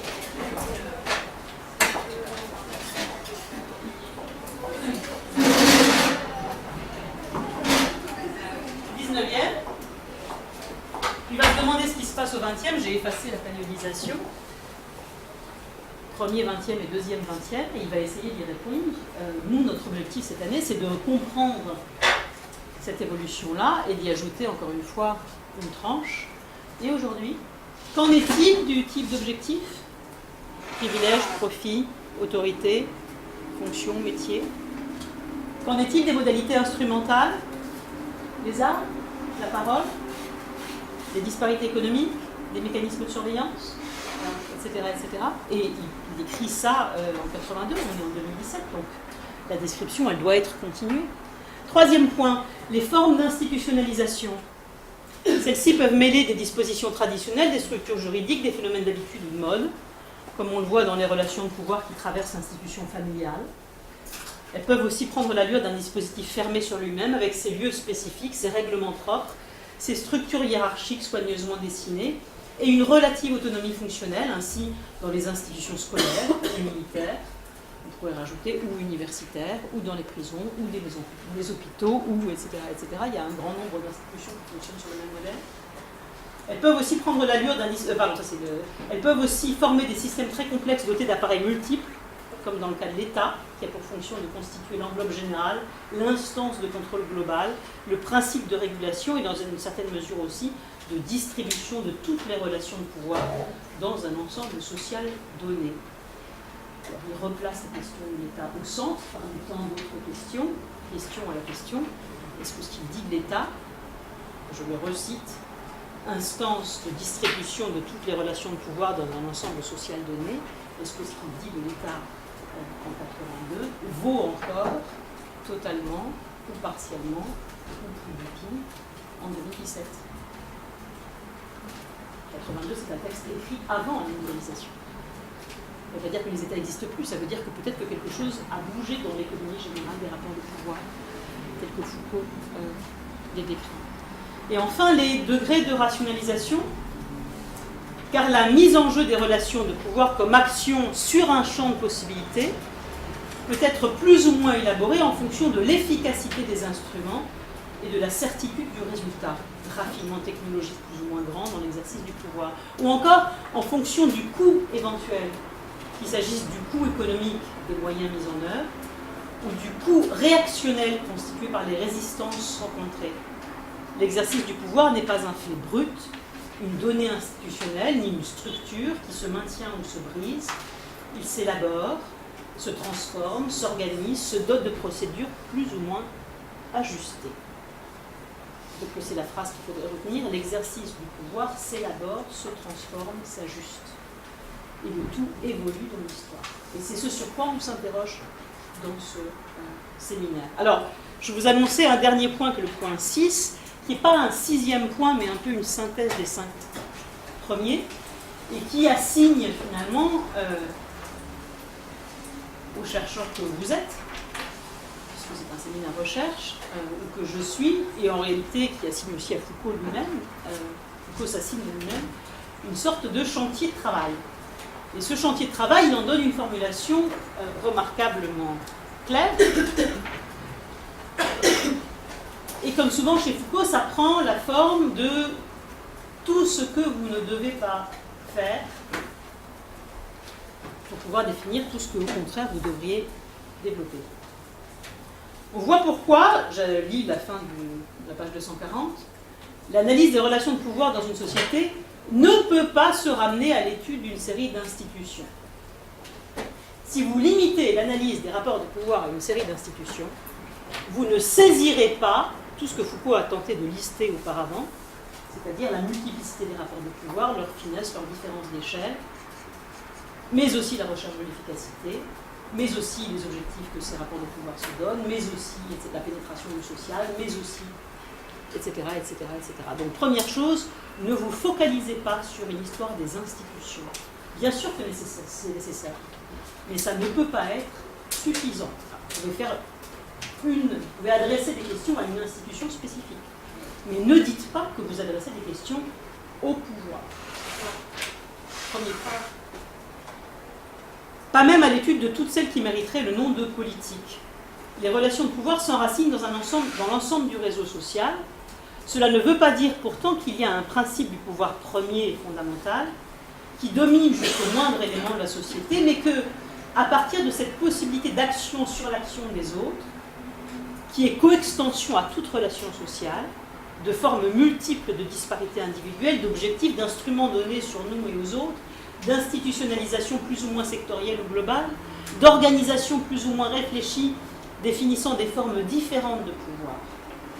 Les formes et les lieux du gouvernement, rappelez-vous, gouvernement pratique qui consiste à gouverner les autres.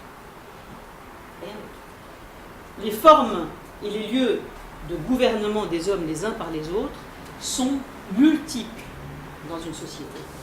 Ils se superposent, s'entrecroisent, se limitent ou s'annulent, parfois se renforcent dans d'autres cas. Que l'État, dans les sociétés contemporaines, ne soit pas simplement l'une des formes ou l'un des lieux, fût-il le plus important, d'exercice du pouvoir, mais que d'une certaine façon, tous les autres types de relations de pouvoir se réfèrent à lui, c'est un fait certain. Mais ce n'est pas parce que chacun dérive de lui, c'est plutôt parce qu'il s'est produit une étatisation continue des relations de pouvoir, bien qu'elle n'ait pas pris la même forme dans l'ordre pédagogique, judiciaire, économique, familial. En se référant au sens, cette fois restreint, du mot gouvernement, on pourrait dire que les relations de pouvoir ont été progressivement gouvernementalisées, c'est-à-dire élaborées, rationalisées et centralisées dans la forme ou sous la caution des institutions étatiques. Alors, ce dernier point est un point compliqué parce que d'un côté, il y a une synthèse de ce qu'il vient de dire, et de l'autre, il résout et il introduit au cœur du discours la question de l'État. Il vous dit, il semblerait, depuis un certain temps, que l'État n'est pas la totalité des relations de pouvoir, mais que une grande partie de ces relations de pouvoir reconduisent à la figure de l'État, que les relations de pouvoir se soient progressivement étatisées.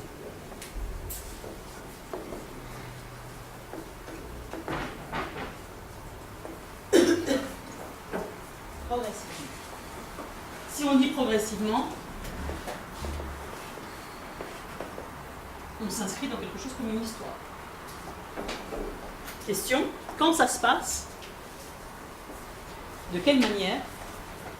Avec quelles étapes? Et quand on dit État, étatisation des relations de pouvoir, de quelle définition de l'État on se dote? Qu'est-ce qu'on appelle État? À quel moment? Et comment?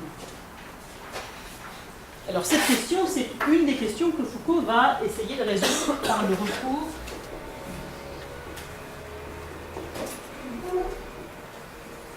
à la notion de biopolitique qui va être le visage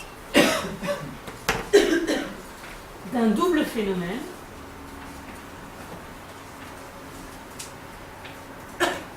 d'un côté une paradoxale étatisation des relations politiques. On va expliquer ce que ça veut dire. Des relations de pouvoir, pardon, dans leur extrême variété. Elles vont reconduire à la figure de l'État. Et de l'autre, une transformation radicale de ce qu'on entend par État. Par rapport à la manière dont on avait pensé l'État au moment de son émergence comme forme politique, c'est-à-dire en Europe occidentale au XVIIe siècle. La conception de l'État se modifie parce que l'objet de l'État se modifie et se réarticule autour de cette figure modifiée de l'État tout un réseau de relations de pouvoir que Foucault va d'abord nommer biopouvoir et puis qu'il va appeler biopolitique. Et c'est ce sur quoi on va travailler. Ça va? Alors, on en a terminé avec ce texte. Je vérifie l'heure, il est 5. Très rapidement, je voudrais qu'on fasse ensemble la photocopie qui est juste derrière et qui est un extrait de l'essence de la biopolitique. On va le faire vraiment en 5 minutes, puis après on gardera les 10 dernières minutes pour la discussion et les questions. Alors,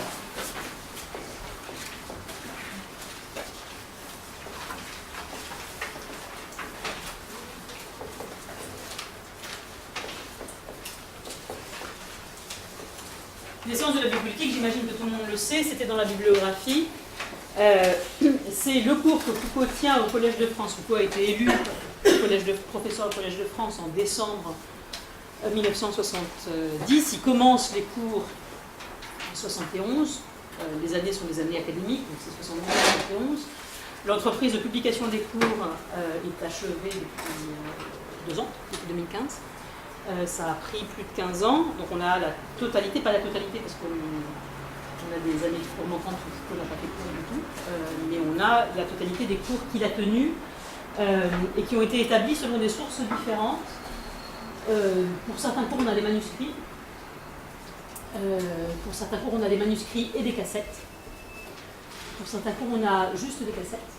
Et pour certains cours, on a des sources variables et des notes d'auditeurs, des prises de notes, des choses comme ça. Le travail d'édition a été compliqué, ne serait-ce que parce que, pour la petite histoire, mais ça fait partie de la recherche en philosophie, c'est plutôt rigolo, il y a toujours le moment fatidique des cassettes magnéto que vous n'avez pas connu, que j'ai connu, où on retourne la cassette.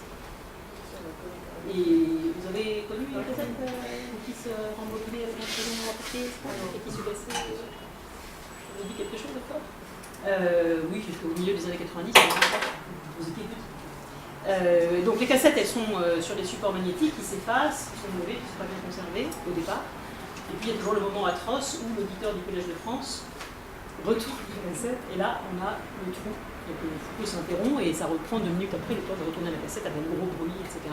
Ce qui veut dire que pour établir une édition, non seulement il faut un manuscrit quand il y en a un, et il n'y en a pas toujours un, mais il faut plusieurs jeux de cassettes en priant le ciel que les éditeurs ne retournent pas leurs cassettes au même moment.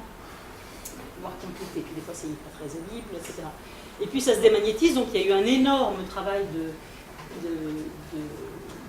de sauvegarde de cassettes et de passage à support digital qui a été fait par un lieu merveilleux, je vous le dis pour ceux d'entre vous que ça intéresse pour la recherche, qui est l'IMEC, l'Institut de la mémoire de l'édition contemporaine, qui est à Caen, un siège à Paris, mais qui est à Caen, et qui est à l'endroit où, j'ouvre la parenthèse, et je le dis aussi aux étudiants à distance, parce que c'est vraiment une ressource pour la recherche, à l'origine, début des années 90, si je me souviens, fin des années 80, le ministère de la Culture, qui était alors dirigé par Jacques Lang, c'était le présidence Mitterrand, avait décidé qu'il fallait créer un lieu pour que les éditeurs, s'ils le veulent, puissent déposer leurs archives. Certains éditeurs ont déposé leurs archives, ils étaient contents parce que les archives prennent la place et le mètre carré à Paris c'est pas cher. Et puis, dans les dossiers d'archives des éditeurs, il y avait des dossiers auteurs. Et très lentement, l'IMEC s'est mis à accumuler les dossiers, les archives des éditeurs, mais aussi les archives des auteurs, et pas seulement des auteurs de philosophie, mais de philosophie, de sciences humaines, de littérature, de pratique artistique, et puis peu à peu aussi des revues, et puis peu à peu aussi des entreprises, quelles que soient éditoriales, et des matériaux documentaires, etc. etc. Et c'est comme ça que, pas tout à fait 30 ans après la création de l'IMEC, si 30 ans après la création de l'IMEC, un petit peu moins, on a maintenant à l'IMEC le fonds Althusser, le fonds Foucault, c'est la totalité des archives, le fonds Foucault, le fonds Chapelet, un bout du fonds Socialisme ou Barbarie, le fonds Clastres, je vous passe tout à l'heure, mais aussi des archives d'éditeurs, des archives de revues, et le tout est en accès pour les chercheurs, au moins en partie libre, pour les inédits, les papiers, les boîtes, les machins, les choses délicates, il faut les commander sur Internet, et puis les boîtes vous attendent, et tout le reste est en accès libre. Donc c'est une sorte de trésor, merveilleuse pour les chercheurs, et le tout est dans une abbaye cistercienne, dans la campagne, à 10 minutes de la gare de Caen. On vient vous chercher à la gare, c'est gratuit, on vous accompagne, et la bibliothèque est hyper moderne et construite à l'intérieur sans toucher les murs de cette abbaye ravissante, qui est un monument historique, et on peut loger sur place. On est très bien logé, très bien nourri, pour la seule publicité, parce que c'est un endroit extraordinaire pour la recherche. Si jamais vous avez des fonds contemporains qui vous intéressent, si mes souvenirs sont bons, la pension complète, de repas et de nuit, c'est 50 €. Du lundi au vendredi. Donc pour faire une retraite spirituelle, manger des pommes, boire du vin, et dépouiller un fonds, et la liste des fonds est sur le site de l'IMEC, à l'abbaye d'Ardennes. Donc vous allez sur le site de l'abbaye d'Ardennes et vous avez la totalité des fonds, la liste. Je ne sais pas, le fonds d'Edouard Glissant est arrivé, le fonds Rancière est en train d'être déposé, Rancière est en train de laisser la totalité de ses archives à l'IMEC, etc., etc., etc. Donc ça fait beaucoup de gens. Une partie du fonds Beckett, le fonds Satie. Il n'y a pas que des philosophes dans la vie. Donc tout ça est passionnant. Regardez si jamais ça peut vous intéresser, parce que c'est très, très riche. Donc je ferme la parenthèse. L'IMEC a digitalisé tout ça, et à partir de tous ces matériaux, plus un travail absolument énorme, on a publié les cours. Le cours de 78-79 s'appelle Naissance de la biopolitique. Et c'est un cours qui commence en réalité, puisque le Collège de France, les heures de cours à faire sont au nombre de 12 par an. Et par séminaire, c'est pas beaucoup. Le cours commence en général en janvier et se termine en général en avril, en mars, ça dépend des années de cours. Et Foucault fera cours donc entre 70-71 et 84 années de sa mort. Alors le cours de 70-79, il est divisé en deux morceaux. Une analyse de la biopolitique au 19e. Naissance, ça veut dire émergence. Quelque chose qui se passe qui n'existait pas avant. Il y a des choses d'avant qui vont rester, lesquelles on va essayer de comprendre, et puis il y a des choses nouvelles qui se mettent en place, et on va essayer de comprendre pourquoi. Et pourquoi est-ce que ce terme de biopolitique lui est nécessaire? Qu'est-ce que ça veut dire biopolitique? Et puis il y a une deuxième partie, qui est la deuxième partie du cours, qui est importante, et qui est l'analyse de deux phénomènes de néolibéralisme au XXe siècle.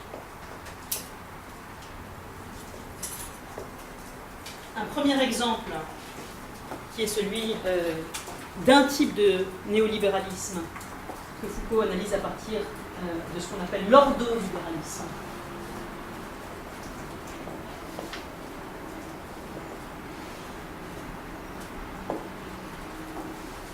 qui est un courant de pensée libérale qui se développe en Allemagne à partir des années 30, à partir d'une revue qui s'appelle Ordo, c'est pour ça qu'on dit Ordo libéral ici, et qui propose un certain nombre d'éléments. Et Foucault essaie d'analyser ce néolibéralisme à l'allemande à partir des années 30 et jusque dans le second après-guerre, ça va jusqu'à Adenauer. Et puis le deuxième exemple, c'est un néolibéralisme différent, qui est plus proche chronologiquement de Foucault, puisqu'on va jusqu'à la fin des années 60, lui il écrit en 78, donc c'est même pas 10 ans après, et qui est une théorisation néolibérale qui est produite par ce qu'on appelle l'école de Chicago, par un certain nombre de penseurs libéraux, dont le plus connu, pas le seul, mais le plus connu,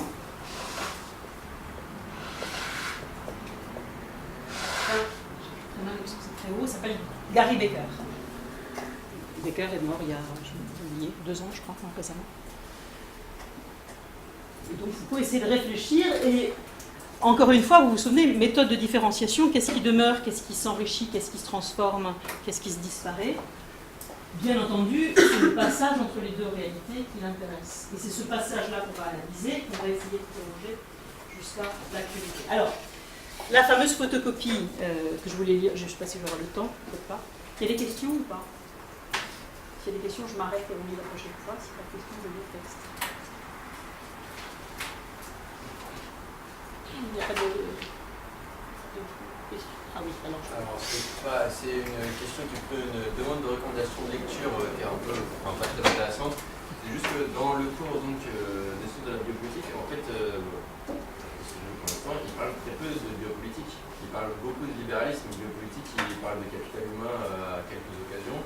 Il en parle à la fin de la partie américaine. Le mot biopolitique, il n'apparaît pas très souvent. Il apparaît au début. Et oui. Et est-ce que dans le cours précédent, et est-ce que dans d'autres textes, il y a... oui, on va faire les trois. Ce que je vais essayer de faire, c'est pour ça que je vous disais ça, parce que je voulais vous mettre en situation le texte qui est très rapide et qui est sur autre chose complètement. On va quand même malgré tout lire. Mais ce qu'on fait la fois prochaine, c'est que je vous amène les textes, donc nouvelle série de textes, un nouveau fascicule, où on voit l'émergence du thème de la biopolitique, la manière dont ça prend, la manière dont il tente le mot et dont il le définit, et la manière dont il le situe historiquement. Alors effectivement, le thème est relativement peu présent dans le cours, il y est.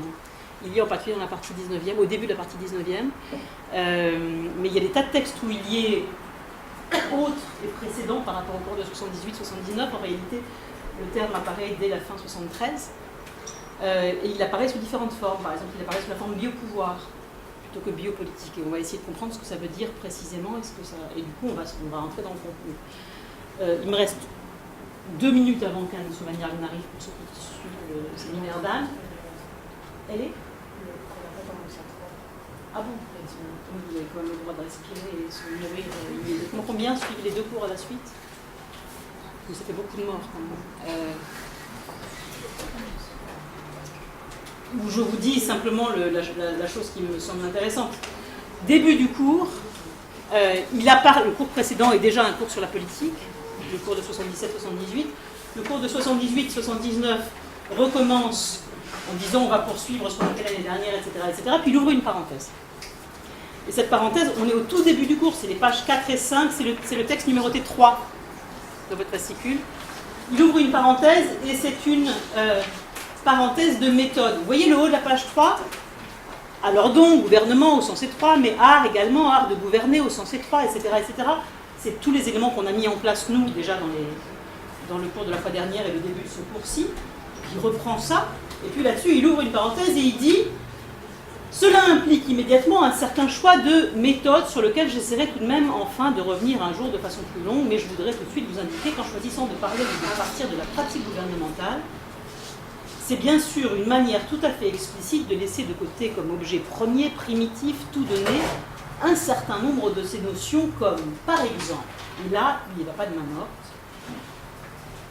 le souverain, la souveraineté, le peuple, les sujets, l'État, la société civile, tous ces universaux que l'analyse sociologique, aussi bien que l'analyse historique et l'analyse de la philosophie politique, utilise pour rendre compte effectivement de la pratique gouvernementale.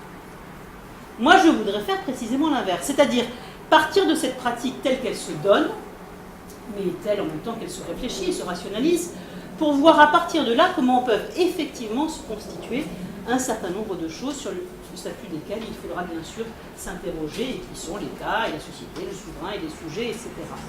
Autrement dit, au lieu de partir des universaux pour en déduire des phénomènes concrets, ou plutôt que de partir des universaux comme grille d'intelligibilité obligatoire pour un certain nombre de pratiques concrètes, je voudrais partir de ces pratiques concrètes et passer en quelque sorte des universaux à la grille de ces pratiques. Je vais m'arrêter là parce que sinon je n'aurai pas le temps.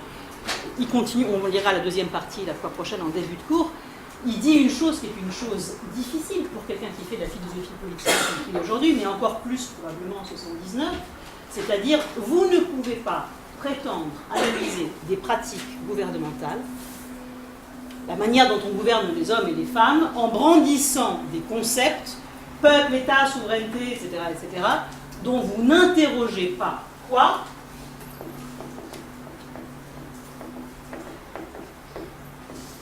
L'historicité. C'est-à-dire la situation dans l'histoire, le point d'émergence dans l'histoire. Il n'existe pas d'universaux en philosophie politique. C'est en tout cas ce qu'il soutient. Je peux penser autrement. Mais pour lui, c'est une chose qui est un point de méthode que j'avais déjà souligné la fois dernière, sur lequel je suis revenu en début de ce cours, et sur lequel je termine ici, partir des pratiques et voir à quel type de constitution d'instruments conceptuels ça correspond. Les pratiques exigent, dans un deuxième temps, quelque chose comme des instruments conceptuels pour les soutenir. Et pas l'inverse. C'est pas parce qu'on a des concepts qu'on en déduit des pratiques, c'est parce qu'on a des pratiques qu'il nous faut des concepts pour pouvoir en rendre compte. Et ce retournement-là chez Foucault est un retournement absolument fondamental. Il faut en passer par les pratiques dans l'histoire.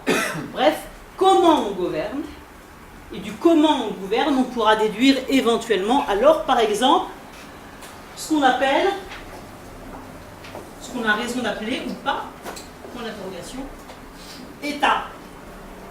Il n'y a pas un concept d'État. Il y a une essence historique de la forme État au XVIIe siècle, État-nation. Il y a une transformation, peut-être, on va voir comment ça marche, de cette idée de l'État au XVIIIe, surtout au XIXe siècle.